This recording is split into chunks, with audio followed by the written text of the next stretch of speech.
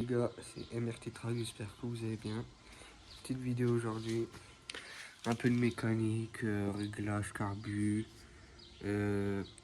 travailler, régler l'embrayage, pour ceux qui savent pas aussi. Mon embrayage il patine là, toujours avec un 80 Versal. Comme ça. Donc pour ceux qui n'ont pas suivi, 80 Versal, vélo braquet de piste, allumage d'origine, boîte d'origine, clapet mal aussi, les VL17 il me semble. Une cale, mais c'est une cale de pipe, juste pour pas que ça touche. Pipe MVT gros diamètre, carbu de 28, 14,53 en transmis. Et une chose que personne n'avait vue, Pomost, passage bas most, bon, pour derby, donc faut que j'essaie de regarder. 70-80. Voilà. Toujours avec les MRT du coup. Voilà. Petite config très sympa. Et ben on va regarder à tout ça. Là moi ce que je fais en premier, quand je vais vidanger, c'est que je laisse tourner la moto au ralenti quelques secondes. Enfin quelques temps juste pour que l'huile chauffe un peu, mais légèrement. Pour que ça coule mieux. Bon.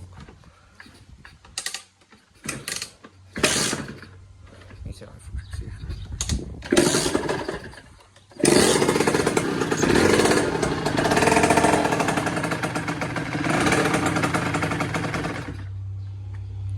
Bien sûr, elle tient pas la ralenti, elle décide de faire ce qu'elle veut d'elle.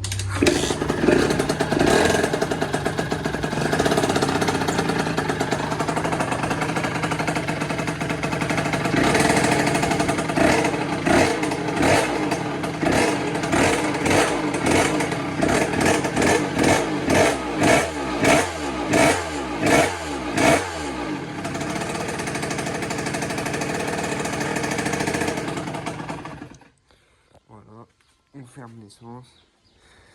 Je suis déjà en réserve. Consomme trop cette moto.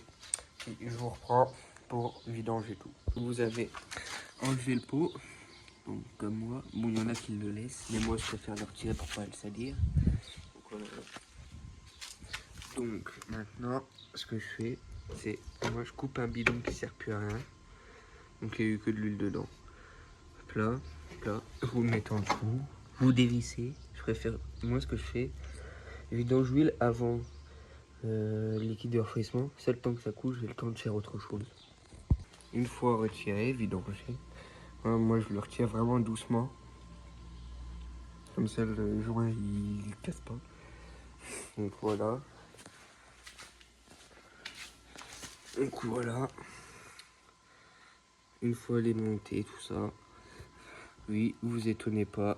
C'est normal que j'ai pu l'arbre d'équilibrage. Parce que le pas de vis a foiré. Du coup j'ai dû le retirer. Donc lui elle vibre. Pour ceux qui n'arrêtent pas de perdre leur boulon ici comme moi. Faites comme moi, vous mettez une rondelle creuse, vous foutez un vrai écrou. Okay, avec le bon pas de vis et tout, c'est au couple. Et ça part plus. Donc, comme ça c'est fait. Donc là on va régler ça. Donc le plateau, on va retirer le câble d'embrayage. Et je vais vous expliquer après comment faire. Comme moi, vous retirez ça, ça est détendu. Là, donc là, on retire ça. Vous voyez. Donc, attendez, je vous pose vite fait. Désolé pour le noir.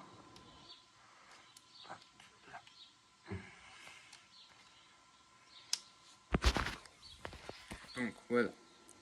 Donc, après, une chose pour voir si votre embrayage n'est pas bien réglé. Ok, donc, voilà, vous voyez, il bouge. Arrivant en butée, c'est le dur. Ok, donc là, l'embrayage ne va pas. Il va patiner à mort. Il est mal réglé.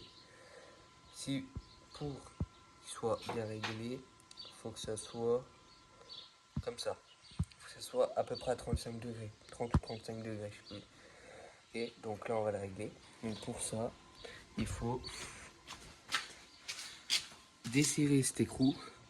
C'est un écrou 19 ou 17, un des deux. Vous dévissez l'écrou et après, avec un tournevis plat, vous tournez là. Ok, Ok, en gros, ça va tourner. Il y a une tige dedans, avec une bille, qui appuie. Quand on embraye, ça appuie et ça lâche les disques d'embrayage. Quand ça lâche les disques d'embrayage, c'est pour passer vitesse. Ok, donc là, on voit, il bouge les disques. Il bouge pas. Enfin, il bouge quand même moi. Mais ça, c'est parce que du coup, c'est mal serré. C'est pas bien fait. Sinon, là, faudrait pas que les disques ils bougent pour bien qu'elle accroche. Si vous avez bien réglé tout et que ça va toujours pas, ça veut dire que c'est vos disques qui sont morts. Faut les changer. Donc voilà, je vous remonte après. Là, une galère que tout le monde connaît. Je vais vous montrer pourquoi. Vous voyez, ça tourne. Et nous, il faut juste que le boulon il tourne. Ok. Donc ce que je fais moi, c'est que je prends un torchon ou je sais pas quoi. Ok. Donc vous le bloquez entre les coups. Vous voyez, et vous tournez. Là, il s'est desserré. Vous voyez. Voilà, moi ce que je fais la plupart du temps, c'est que je desserre presque à fond. Ça au moins je suis sûr. Là, vous prenez un tournevis assez gros et qui arrive à rentrer. Donc là, vous voyez, on va. Ce que je vais faire, c'est que je vais le serrer. Vous voyez, là il est serré. Okay. Je l'ai serré. Il est contre et tout. Ok. Donc là après, vous faites le tour de la moto. Vous voyez. Là. Et là, vous voyez. Là, je suis très bien, 35 degrés. Même dévisser un petit peu. Ouais, je dévisse toi légèrement.